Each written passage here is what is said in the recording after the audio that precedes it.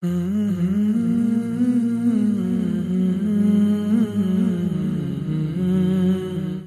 يسرنا القرآن للذكر فهل من مدكر. وقالت اليهود عزير ابن الله وقالت النصارى المسيح ابن الله ذلك قولهم بأفواههم يضاهئون قول الذين كفروا من قبل قاتلهم الله أنى يؤفكون.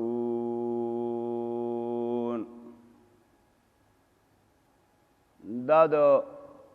قتالو دیمه وجه ده چې تاسو جهاد کوئ. قاتلوا الذين لا يؤمنون بالله ولا باليوم الآخر ولا يحرمون ما حرم الله. دغه خلکو سره جهاد وکئ چې هغه په الله ایمان نه راوړي، په ورځ د قیامت باندې ایمان نه راوړي، د الله حرامو ته حرام نه وي، د الله د رسول حرامو ته حرام نه وي، او دین حق نه قبلوي، د دوی سره وجنګېږئ ځکه دوی ایمان نه لري. دا دویمه وجه ده چې وقالت اليهود عزیر ابن الله. جنگ ورسره ځکه وکئ چې دوی دومره زړور خلک دی چې د الله دپاره بچي زامن ثابتوي او وایي عزیر دا د الله زوی دی، دا د مرګ قابل دی، دا مړه کوي. او وقالت النصارى المسيح ابن الله. نصارا هغوی په دې قول کوي چې مسیح علیه السلام د الله زوی دی. نو دوی د الله دپاره عجز ثابتوي چې الله ګنې عاجزه دی او هغه پیدا کول نشي کولی. حال دا دی که ته ترې نه تپوس وکړې چې دا دومره لوی لوی اسمانونه چا پیدا کړي دي، ځمکې چا پیدا کړي دي، هلته وایي دا الله پیدا کړي دي. نو چې د دې خالق الله دی، نو د عیسی علیه السلام د عزیر علیه السلام خالق څنګه الله نه جوړیږي؟ دا خو وړوکی مخلوق دی، دا لوی مخلوق الله پیدا کړی دی، او الله د دې غټ غټ مخلوقاتو خالق دی. نو عیسی علیه السلام څنګه نشي پیدا کولی؟ ځکه چې دوی قول بالابنیت وکړه، نو ابن د سړي مثلي، هغه د پلار دپاره څه نه مخلوق نه وي. نو چې دا دومره لوی مخلوق الله پیدا کړن، دا دوه ته ګران و چې دا یې نشو پیدا کولی. نو دا مړه کوي، دا دروغ وایي، دا د الله دپاره الله عاجزه ګڼي او الله بې علمه ګڼي. وایي وقالت اليهود ويهود عزير ابن الله. عزیر علیہ السلام دا د الله زوی دی. او وقالت النصارى وای نصارى المسيح ابن الله. مسیح علیہ السلام د الله زوی دی، دا مړه کوي. او ذلك قولهم دا د دوی خبره د بافواههم د دوی په خولو باندې یضاهئون قول الذین کفروا. دوی موافقت کوي، مشابهت کوي د قول دا خلکو سره چا کافران دي پخوا چې دوی پلرونه او نیکونه وو، هغو هم دا خبره کوله او دوی هم کوي. قاتلهم الله. لعنت دې وکړي په دوی باندې الله پاک. انا یؤفکون. څرنګه دوی الټه روان دي.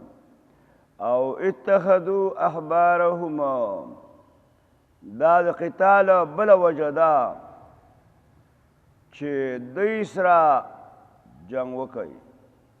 جهاد ورسره وکړي، ځکه چې اتخذوا احبارهم نیولي دي دوی علما خپلو، دوی نیولي دي علما خپلو، ورهبانهم پیران خپل اربابا من دون الله ارباب او الها او خالقین او مالکین او رازقین په غیر د الله نه والمسیح ابن مریم او مسیح زید مریم لرا اغیم رب جوړ کړی دی او وما امروا دیت حکم نو شوی الا لیعبدوا الها واحدا مگر د دې چې د بندګي وکړي دی یو الہ لا اله الا هو چې نشته د حقدار د بندګۍ مگر د الله دی هغه واضح حقدار د بندګۍ دی سبحان پاک دی الله پاک عما یشرکون داغه شرکیاتونه چې د الله شریکان جوړوي داغې نه رب پاک دی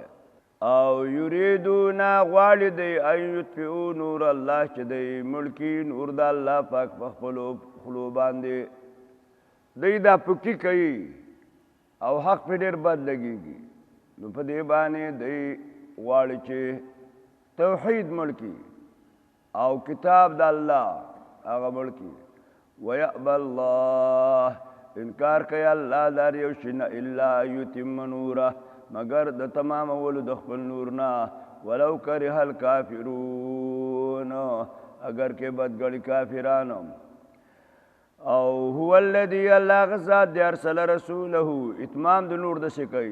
چاغله گله دی رسول فل بالهدى د هدایت اسرا و دین الحق او د دین حق اسرا یوسرو چې غالب کې غیر را الدین کله پټول دینونو باندې ولو کرها المشركون اگر کو بڑی گنی مشرکان نو الله بخپل اتمام د نور کوي یا ایها الذین آمنوا ان کثیرا من الاحبار دا پنځم وجه د قتال دا اول د ایمان نشته ځکه حمله کوي او بل ولا يدينون دين الحق حق دین دین قبلی او بل ولا يحرمون ما حرم الله دا الله حرام ته حرام نه وي ایمان په الله نه لري په ورځ د آخرت نه لري او دا الله حرام حرام نه ګڼي دریم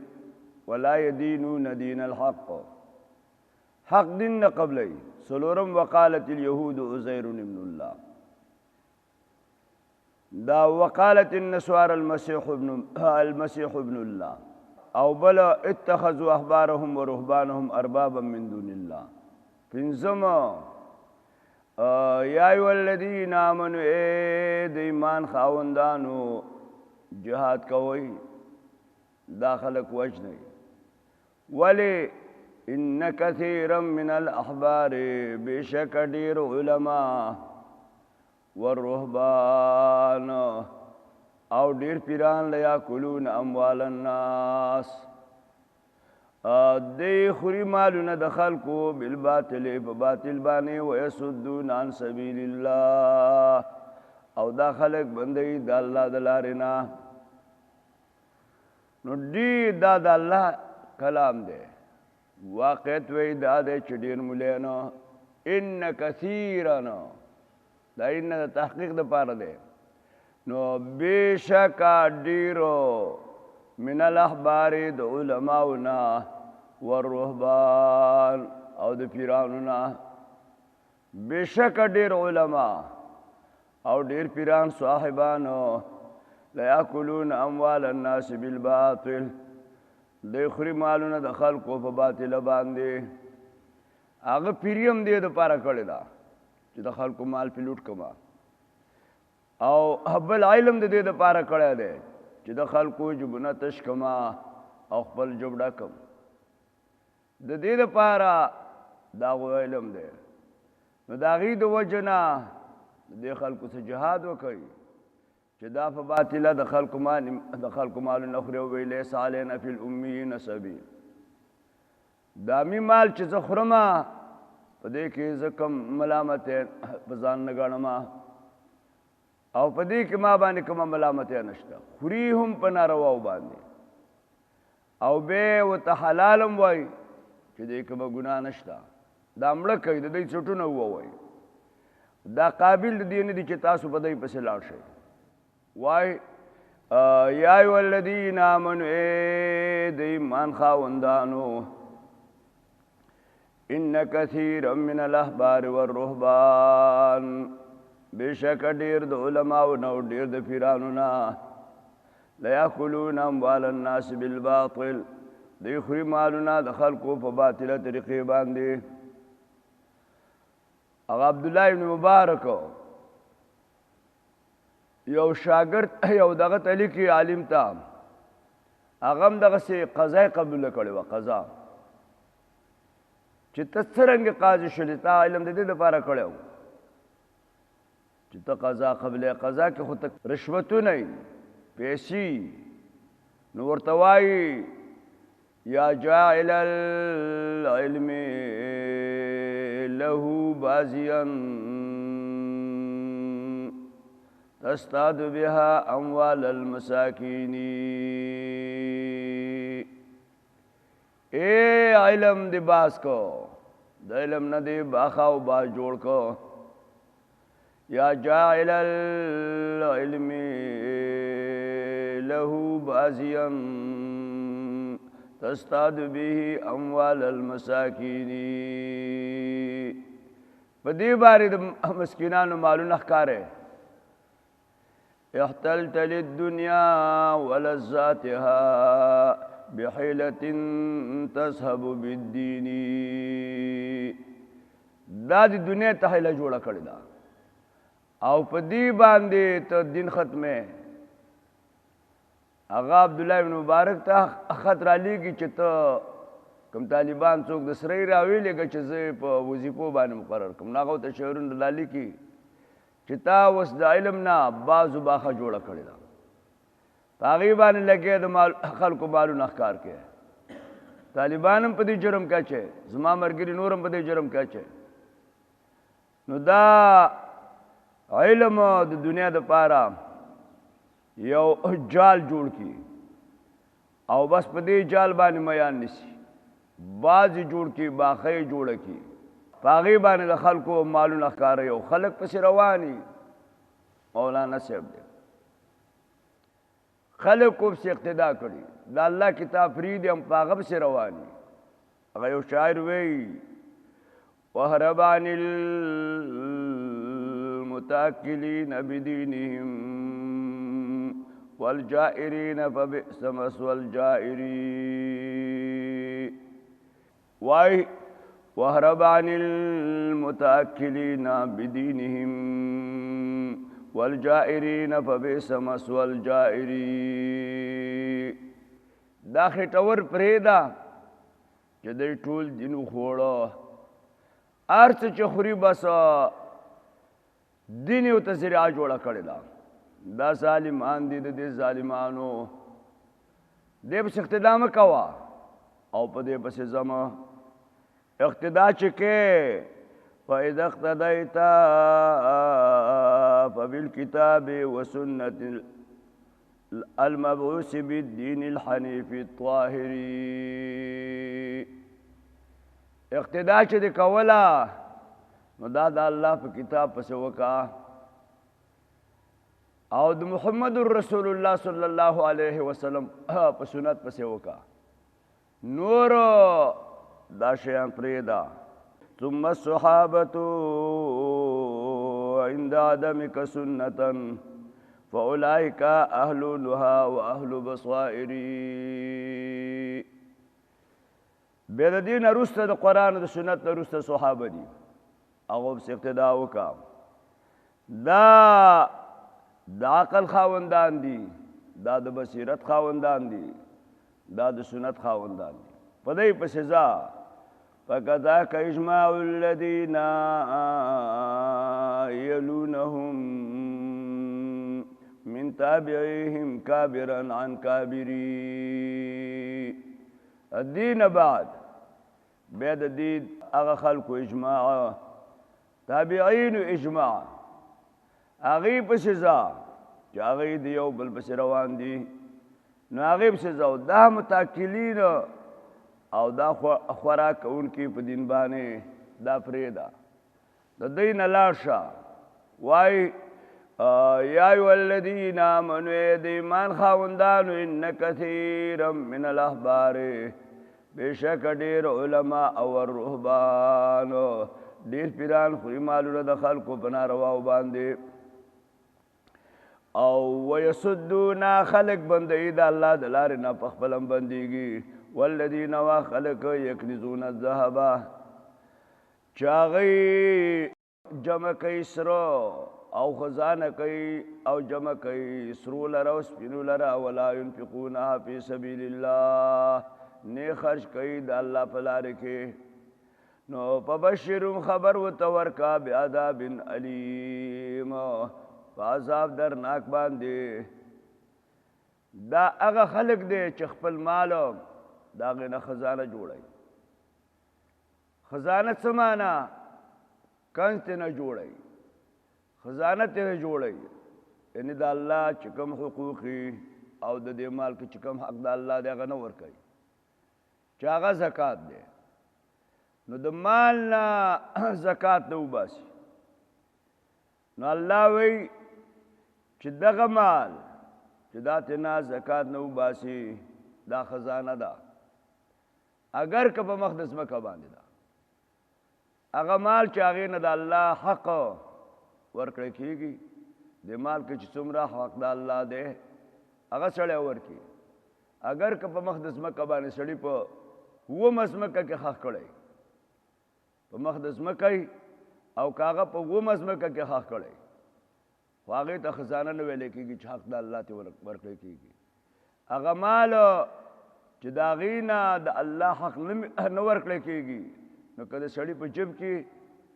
او که په ځمکې په مخ باندې او که په ځمکه کې دننه وي نو هغې ته څه ویلی کېږي خزانه ورته ویلی کېږي نو نه خرج کوي د الله په لارې کې فبشرهم خبر ورته ورکه او زیری ورته ورکه بعذاب علیم د عذاب درناک یوم یحمى علیها فی نار جهنم دا یحمى علیها فی نار جهنم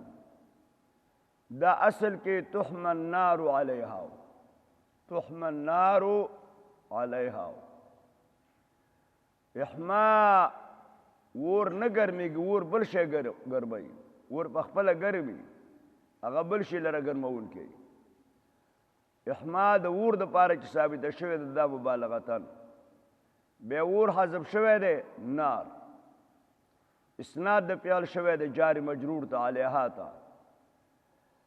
او مقصود دا دی چې دا سره ګرمولی شي نو دلته کې صیغه د مؤنث هغه بدل شوله په صیغې د مذکر باندې لکه داسې وایي رفعت القصة إلى الأمير رفعت القصة إلى الأمير دلته رفعت وایي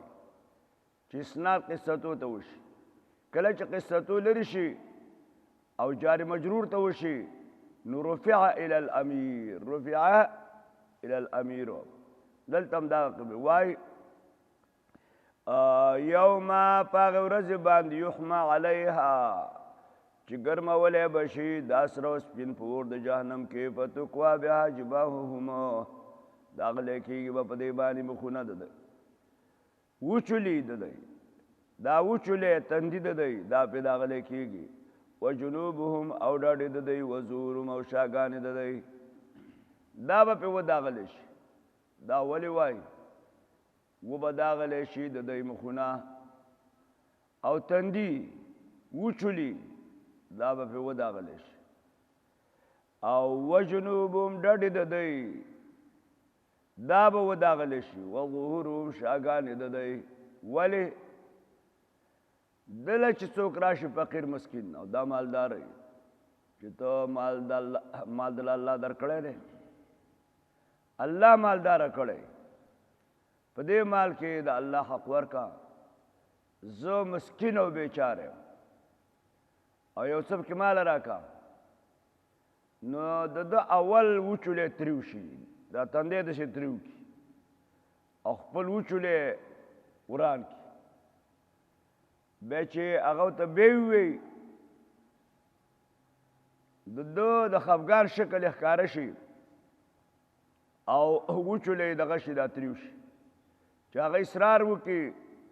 نو دا ورته ډډه راواړئ چې ډډه ورته راواړئ نو الله وایي د دوی دا وچلي به وداغلی شي او د دوی دا ډډې به وداغلی شي ځکه دا اول وچلي وران کړی بیا مې ته ډډه راواړوله درېیم چې هغه بیا دې شي ورته راوګرځي چې الله مال در کړی دی د الله په مال کې د الله حق ورکا او ته شا راوګرځئ او روان شي شا ورته راوګرځئ او روان شي والله وظهورهم او دا به ورته ویلې کېږي هذا ما کنستم دا هغه څه دي چې تاسو خزانه کړي دي لانفسکم د خپلو ځانونو دپاره فذوقوا حاصل کوئ ما کنتم تکنزون هغه څه چې تاسو جمع کوله نو وایي ان عدة الشهور عند الله 12 شهرا في كتاب الله دا بل وجه د قتال دا شپږم وجه کفارو سره د مشرکینو سره وجنګېږي د دوی سره جهاد وکړي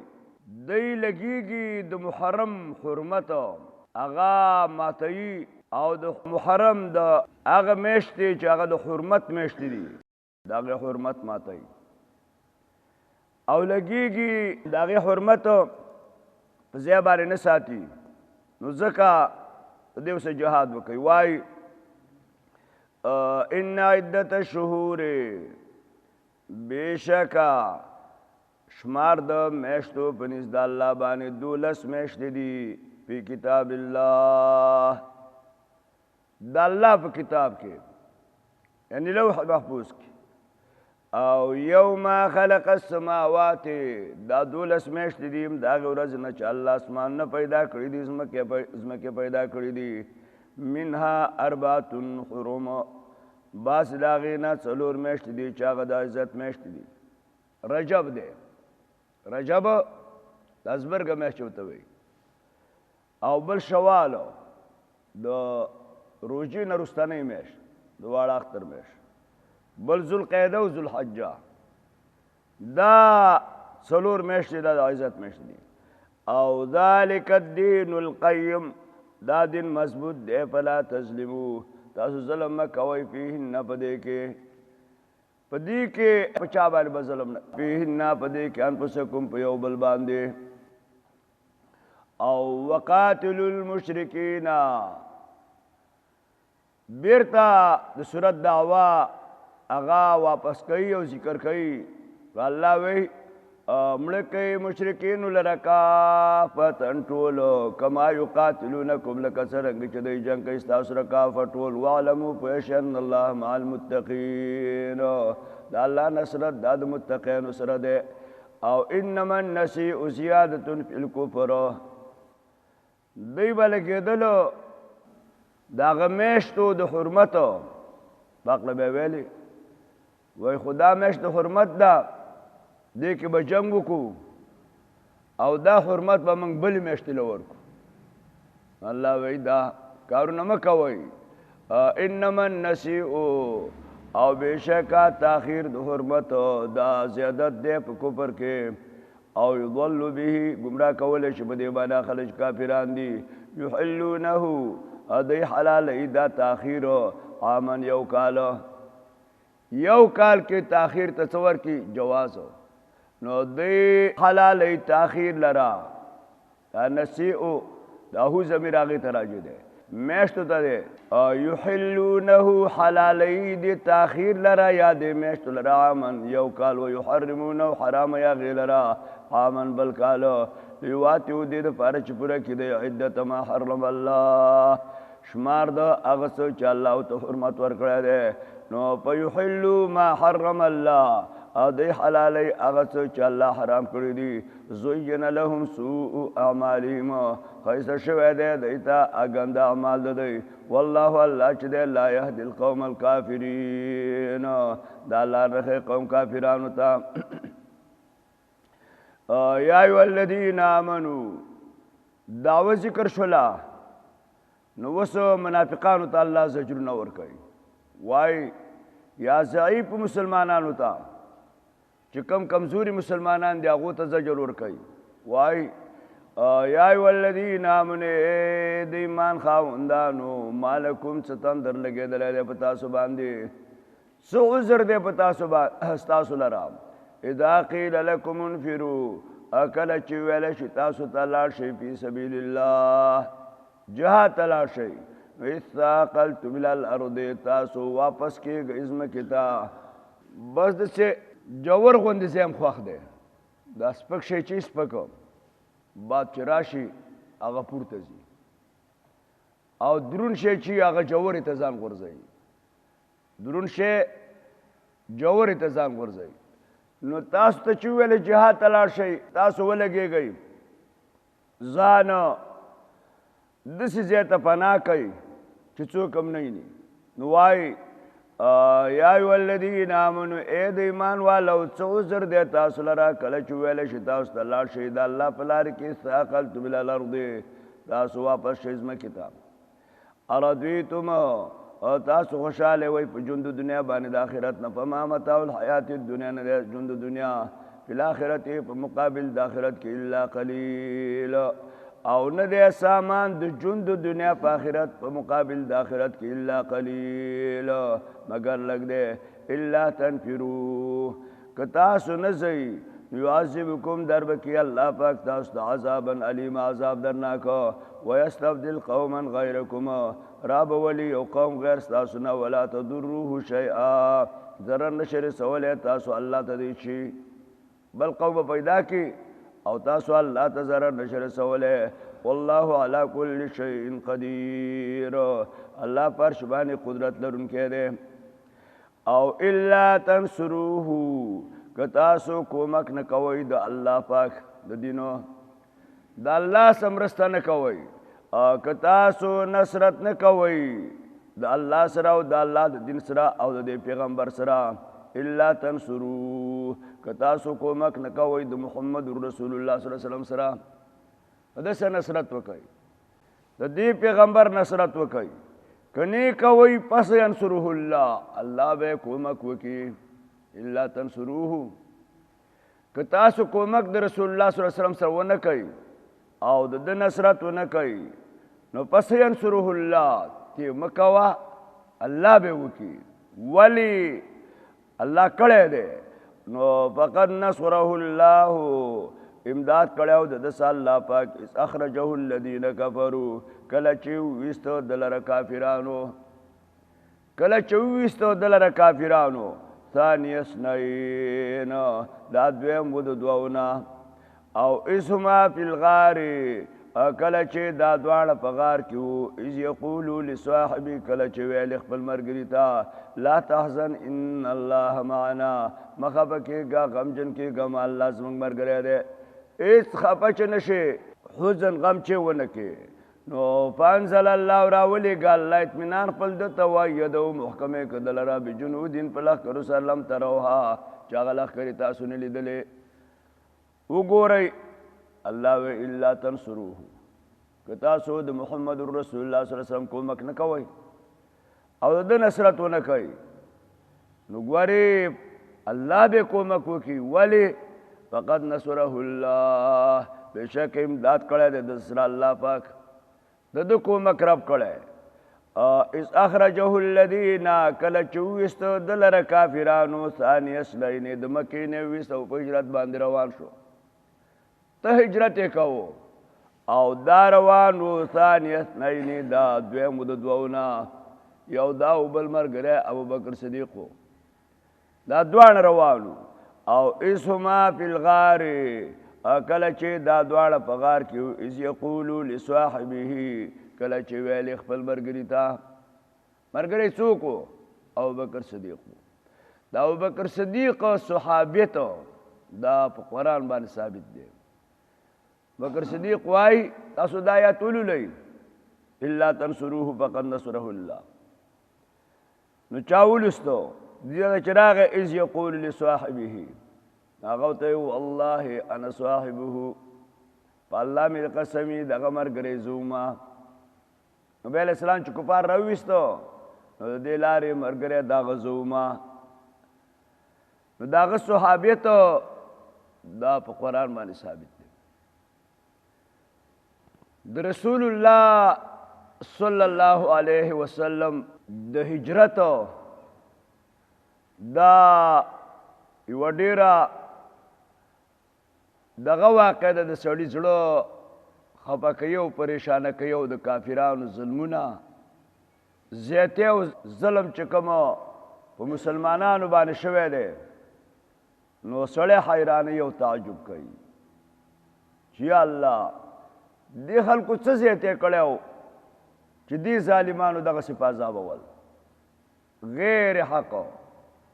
چې دومره ظلم زیاتې ورسره کولو دې خلکو د خوا نه کومه ګناه شوې وه. رسول الله صلی الله علیه وسلم چې کله 14 کاله دعوت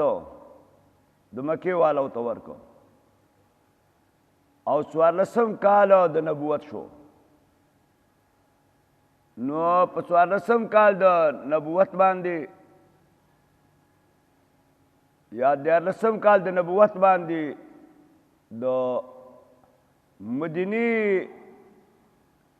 خلق رالو او د رسول الله صلی الله علیه وسلم سره 3 ملاقاتونه هغوی په دوران د حج کې کړي. آخري ملاقات چې کوو چې هغې ته عقبه ثاني وایي. بیعت یې ورسره وکړو او فیصله یې ورسره وکړله چې د الله رسوله دا هم د باندې نه پیرزو کېږي چې ته د مکې په غرونو کې دقسې شړلی ګرځې، یوازې روان یو شړلی، کله یو غر ته تخیږي او کله بل غر ته تخیږي. نو بس بیعت من کوو خو دلته به راځې، مدینې ته به راځې. دلته موږ ستا مرسته نشو کولی د مدینې نه، او مدینې کې چې څه پیښېدلو نو بس موږ ورته تیار یو.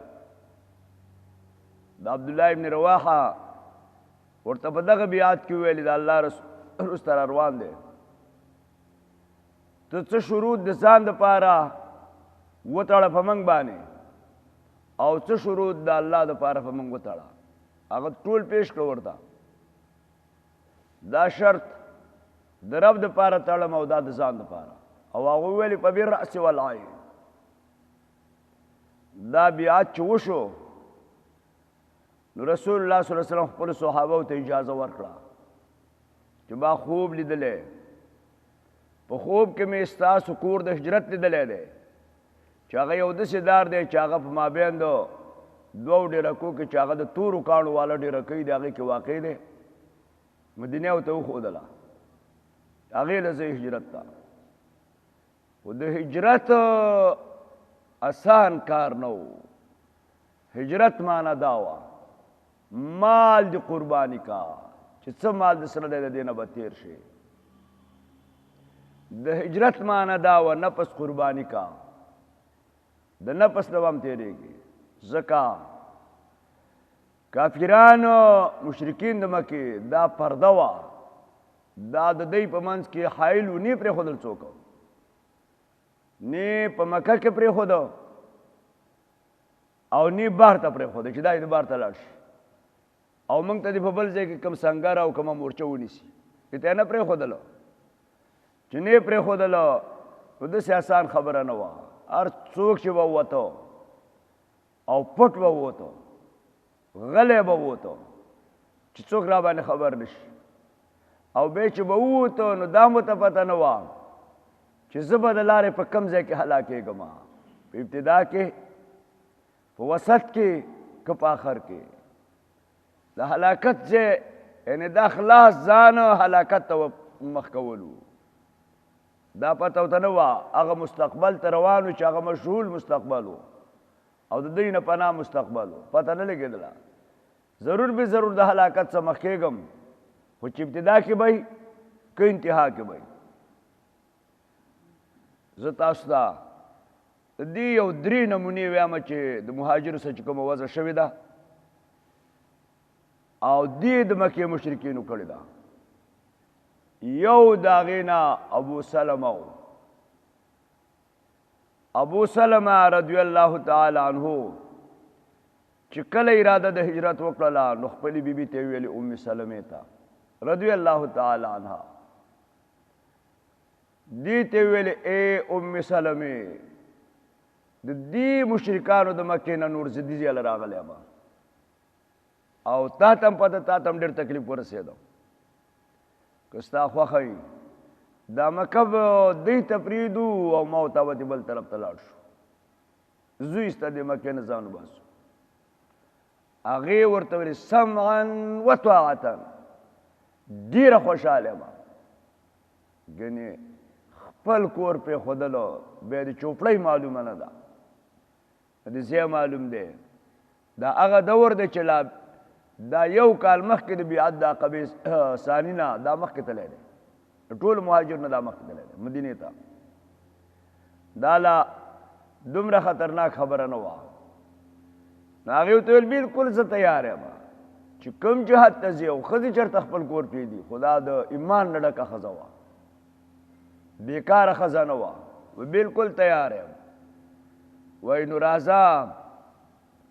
چې روان شو دوی چې د مکې نه حرکت کوي مخې ته اوښي راغله د ام سلمې خاندان راغی چې راغی ابو سلمه نه تپوس وکړو چېرته ځي نو هغې خپلوان وو نو ورته ویې ویلې چې زه غواړم چې مکه پرېږدم او دې مکې نه وځم دې خلکو د لاسه نور تنګ شولم بهتره به دا چې زه لاړ شم هغه ورته ویلې ته خو ځې خو زه خپله خورلنه نه پرېږدم مسلمه زما خورلنه ده ته به ګرځې په یو کور او په بل کور باندې د دې نه زه ملنګه نه جوړم او چې دا په یو کور او په بل کور باندې دغه شي دا ګرځي دا نه پرېږدم اب زموږ څه ځي په دې زمن کې د ابو سلمه خپلوان رال دا صبر راله چې رال چې چل دی وایي زه ځمه او دوی وایي چې دا ښځه د څه نه پرېږدو دوی رانه ښځه ایساره کړه د خپلوانو ته یې ښځه پرېږده د دې ابو سلمه زوی دی ماشوم او د دې په غېږ کې دی چې هغه یې زور ولګو چې زه خپله خورلنه نه پرېږدم او روان یې کړه نو دوی ورلو او هلک یې ترې ونیو دا ماشوم دا زما د دې ورور زوی دی دا اوس زه نه پرېږدم دا تاسو نه پرېږدم چې تاسو پاتې شي هغو ایست هلک راښکه او د دې خوا راښکه حتی کې چې دا هلک لاس یې ویست په یا سبحان الله داسې حالات په مسلمانانو باندې تېر شوي دي آخري انجام دا چې ابو سلمه فکر وکړو چې بس ښځه دې هم پاتې او زوی به دې هم پاتې خو چې زه خپل صرف سر پناه کړم یو داسې زیاته ځان ورسومه چې پناه یې ځان ته حاصله کړم نو هغه ترې لاړه ښځه هم پاتې شوله بچی دغسې لاس یې ولو ویسته او پاتې شو ماشوم بچی دا ښځه چې ورونو بوتله دا د خپل ورونو کروا او هر سهار به دا راوتله او لورې به تلله او بس ژړلې به او ژړا به کوله خلک به راتللو او دې خلکو به ورته کتلو چې یا الله پاکه دا ښځه غمجنه او په داسې غمونو باندې اخته شوله یو کال دې ښځې ژړا وکړه په هر سهار به وتله دلته او دې به ژړلې یو خپلوان یې راغی د دې ښځې او ورغې ورونو ته دې ورونو ته ویلې چې ظالمانو دا یو کال وشو ستاسو په زړه کې څه رحم نشته چې دا ام سلمه تاسو یې ساره کړې ده یو کال یې وشو او دا ځي او راځي اینا هغه ځای ته وځي او ژړا کوي چې ماښام خوړه ولګېږي ستا کور ته راشي دومره ظالمان یې وایي دا ظلم ولې کوئ دا ښځه پرېږدئ چې لاړه شي د خپل خاوند خوا ته خپل خاوند ته ورشي هغه یې ورته ویلې ځي دی ښځه لاړه د ابو سلمه د ورثو خوا ته وایي ما ته اجازه شوې ده او دا زما بچی ماله راکوي نو هغه بچی ورته ورکړو چې ورې کړو دا راله او دا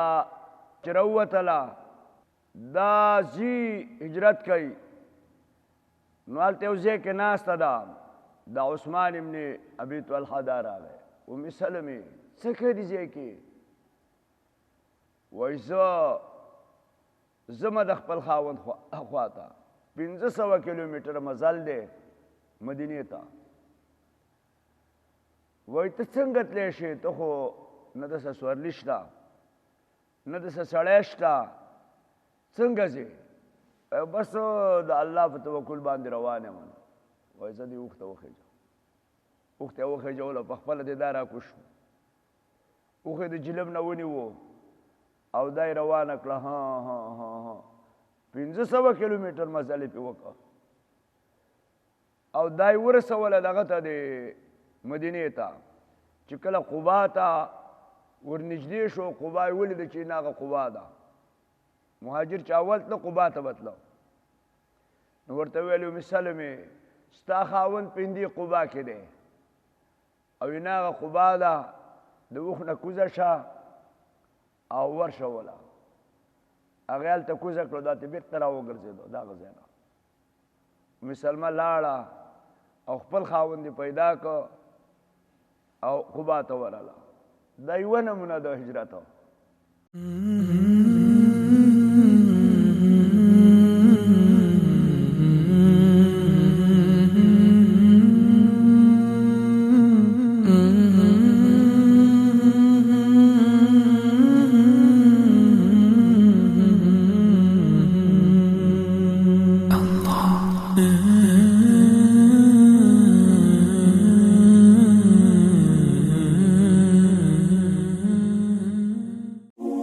د پیغام پښتو ټي وي ځانګړي او مستند معلوماتو باندې مبني بشمیره تعلیمي او دینی ویډیوز لپاره زموږ پاڼه سبسکرایب کړئ